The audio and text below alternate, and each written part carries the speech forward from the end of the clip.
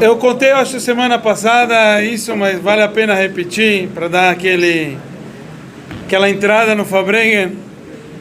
Contam que um Yudi, ele, como sempre, ele queria um bom desconto. Então ele chegou na padaria, encontrou um pão que ele achou legal e ele viu o preço não estava legal.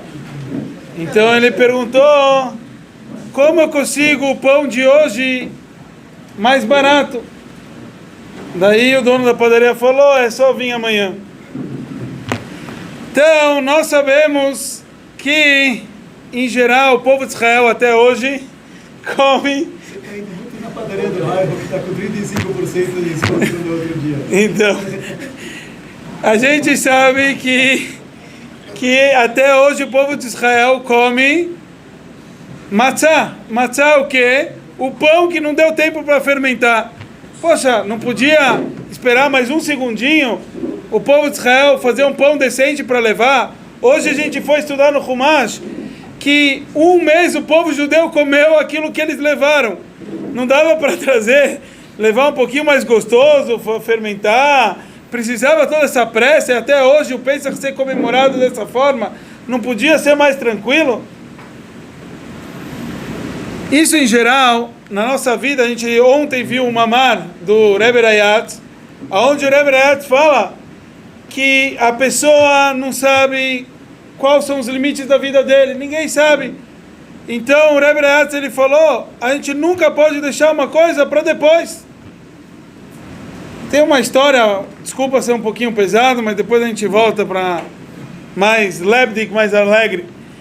Mas é uma história de um bilionário americano, um Yehudi, um judeu, que ele teve em Israel e ele chamou um rabino para conversar com ele.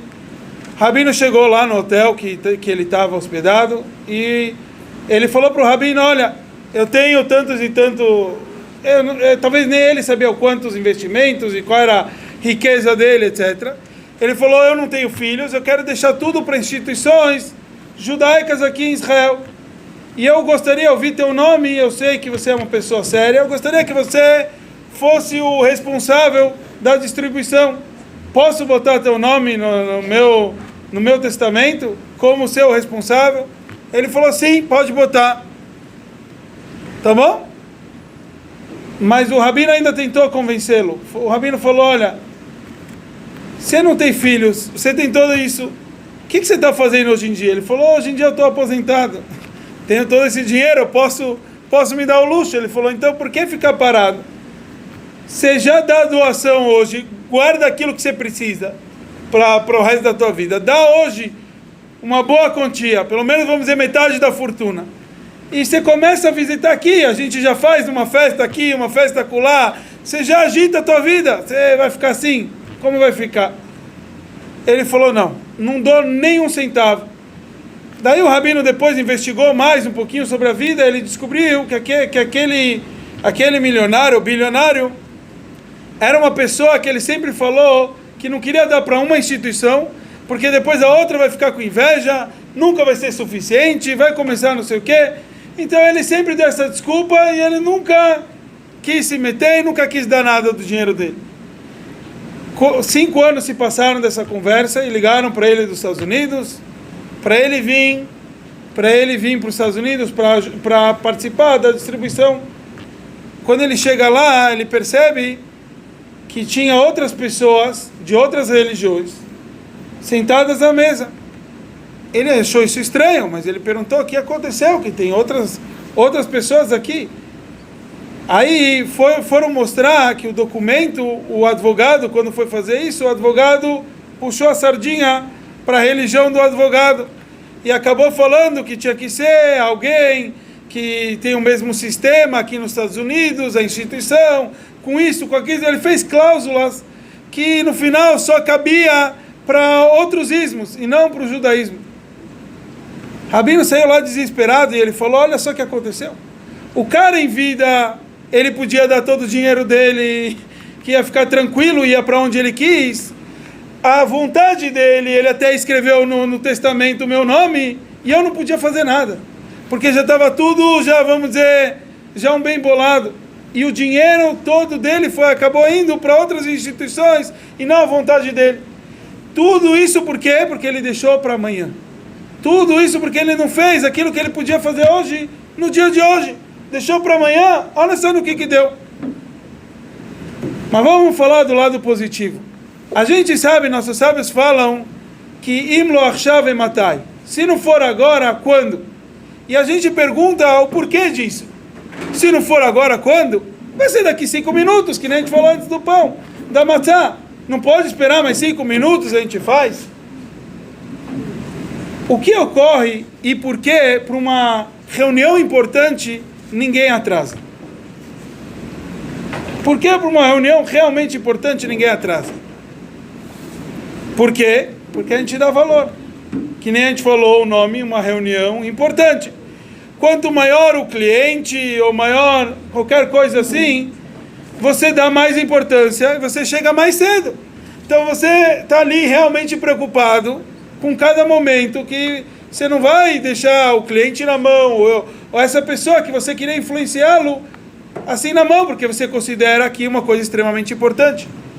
Mas a nossa vida, aquilo que de verdade deve ser importante, eu falo isso falando comigo mesmo, como num Fabrengen, a gente tem que falar com nós mesmos. Para tefilá, a gente acaba atrasando. Por que para tefilá a gente acaba atrasando? A gente não percebe que a gente está aqui numa coisa extremamente importante. A gente não percebe que aqui é um minuto, é uma coisa importante. Então o que acontece? A gente vê isso na Parashá dessa semana. Moshe Rabbeinu falou para o povo de Israel, e ele falou justo para Yoshua, para o seu sucessor: Tze ilachem b'Amalek, machar tze ilachem b'Amalek. Ele falou: amanhã vai sair para a guerra contra Amalek. O que aconteceu? Está escrito que quando ele chegou lá, Moshe Rabbeinu ia ficar em cima da montanha, com as mãos para cima, e toda hora que Moshe Rabbeinu estava com as mãos para cima, o que ia acontecer? O povo judeu ia vencer. Mas Moshe Rabbeinu não conseguiu ficar com as mãos para cima. Aaron e Hur seguraram as mãos de Moshe. Mas Moshe Rabbeinu estava aqui no começo da carreira dele. E está escrito que até no fim, no último dia, o olho do Moshe Rabbeinu não secou. Moshe Rabbeinu estava sem vigor. Como pode ser que Moshe Rabbeinu, que lutou contra Og Melech HaBashan, que fez tanta coisa, não conseguia ficar com as mãos levantadas? Nossos sábios falam que era esse o ensinamento. Ele falou: Mahar, amanhã vamos sair à guerra com Amalek. Amalek vem esfriar, o Mahar, o amanhã vem esfriar. O que significa postergar? Postergar significa assim: hoje eu não tenho força, amanhã acredito que eu vou ter. Mas o que eu mostrei? Eu mostrei que não é urgente. Eu mostrei que dá para ser amanhã. Eu mostrei que não é fim do mundo, que tudo pode ser mais um pouquinho. Então, quando eu faço isso, eu perco minha força. Por que então amanhã sim? Por que não para depois de amanhã? Então não tem motivo para por que não para depois de amanhã. Ou depois ainda, mais tarde. Então o que acontece? As mãos de Moshe, aqui no sentido, para cada um de nós, quando a gente deixa para amanhã, as mãos ficam mais frágeis. A gente fica sem força para fazer aquilo que a gente sim consegue fazer. Porque a gente deixou para amanhã. A gente não está fazendo isso hoje. É interessante, e isso é ligado com a data, e esse é o conceito do Fabrengen. A gente sabe que o Rebbe, desde que assumiu a liderança, o Rebbe falou que o nosso papel é trazer a vinda de Mashiach. E toda hora é Mashiach já, Mashiach now, Mashiach achshav, toda hora, Mashiach tem que ser agora. E todo mundo pergunta: mas tudo bem, o povo judeu esperou tantos anos, não pode esperar mais um pouquinho? Qual é a resposta? Chas v'shalom, o Rebbe falou. Chas v'shalom, a pessoa pensar dessa forma. Para a gente botar isso na nossa lógica, tem uma explicação muito bonita e fácil de entender. Aqui no Brasil, o pessoal está acostumado com um estádio de futebol. Nos estádios, algumas vezes, fazem 1 minuto de silêncio. O que quer dizer 1 minuto de silêncio? Por que se faz 1 minuto de silêncio no estádio? Para homenagear alguém. Mas qual é a importância desse minuto de silêncio? Porque não é 1 minuto de silêncio. Tudo depende do jogo, tudo depende da situação. Se a gente tem num estádio 60 mil pessoas, não é 1 minuto, seria 60 mil minutos. Você está deixando as pessoas, 60 mil pessoas em silêncio por 1 minuto. Então você está mostrando, olha que coisa importante, você ficou em silêncio, 60 mil minutos seria.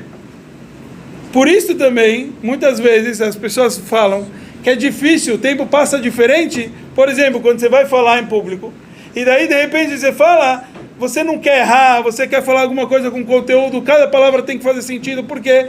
Porque você não está falando com você mesmo. Com você vai, volta, mas de repente você está falando com todo mundo, e é o tempo de todo mundo. Então, realmente você tem que tomar esse cuidado. Quando a gente fala sobre a vinda de Mashiach, o Rebbe explica que está escrito que Hashem fala que ele está com a gente no galuto.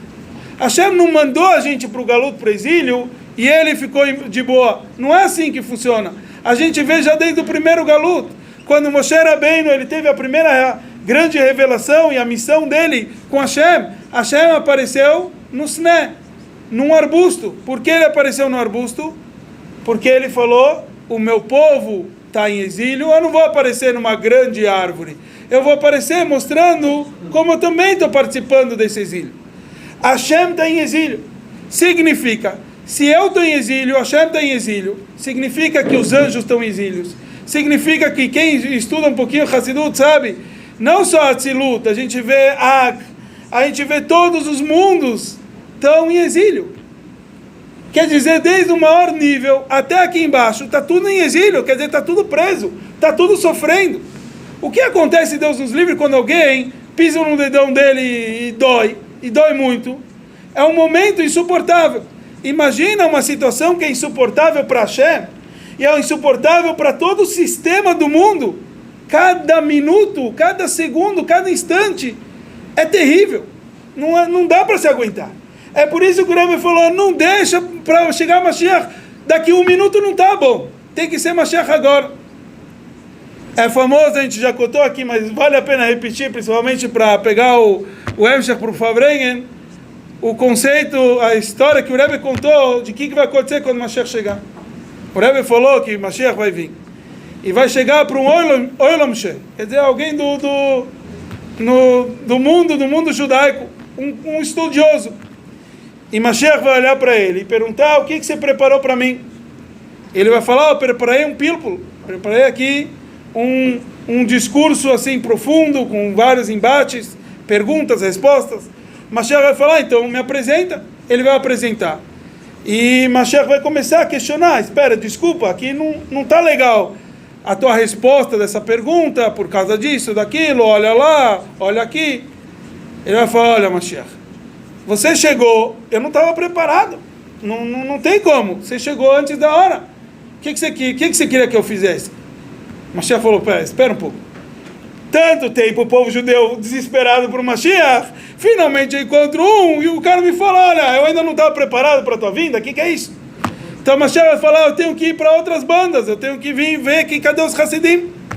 Então Mashiach vai lá e vai aparecer nos Hassidim, e como aqui, o que os Hassidim vão estar fazendo? Vão estar fazendo Fabrengen. Então Mashiach vai chegar para os Hassidim no Fabrengen, ele vai perguntar, pessoal, o que vocês me prepararam para mim? E qual vai ser a resposta? A gente vai dar um copinho de Lechaim. Aí Mashiach vai olhar e vai falar, isso que você tem para mim? Aí vai falar, isso que dá chegar tarde. Então a gente vê como o Rebbe nos ensinou que nem um instante a matzá, a Geulah tem que vir, e não é, realmente, todos nós sentimos, quando a gente come a matzá no centro de Pesach, o Am Yisrael sentiu lá 1 mês, a gente sabe que Mashiach não pode chegar nem mais 1 minuto, e para isso, o Rebbe nos ensinou, aquele Rambam famoso, Maimonides fala, uma mitzvah, uma boa ação de cada um de nós, pode mudar o equilíbrio do mundo para o lado positivo. Então basta cada um participar com uma boa ação, e com isso, cada vez que a gente antecipa essa nossa boa ação, não deixa para amanhã, nem para daqui 1 minuto, tenta fazer isso agora, logo, então assim também, bora lá Mashiach já. O Ayom Yom de hoje à noite, dia 12 de Shvat, ele nos traz que o intelecto e o entusiasmo são dois mundos. O intelecto é um mundo frio e sereno. O entusiasmo, um mundo efervescente, impetuoso, impulsivo. Então ele fala, esta é a avodá do homem. Então, entregá-lo, juntá-los para que sejam um. Neste momento, o impetuoso se converte em aspiração. O intelecto torna-se um guia para a vida na avodá, quer dizer, no serviço a Hashem, e ação na prática. Só lembrar que o pessoal estava me perguntando, cadê o Rabino Shammai? Então, falou, cadê o Rabino Shammai aqui por Fabrengen? Então, o que a gente vê? A gente vê que o pessoal já está querendo Fabrengen antes da hora, Mashiach antes da hora. Então, que realmente assim, a gente pode chegar... A gente... Mashiach já está depois da hora. Isso.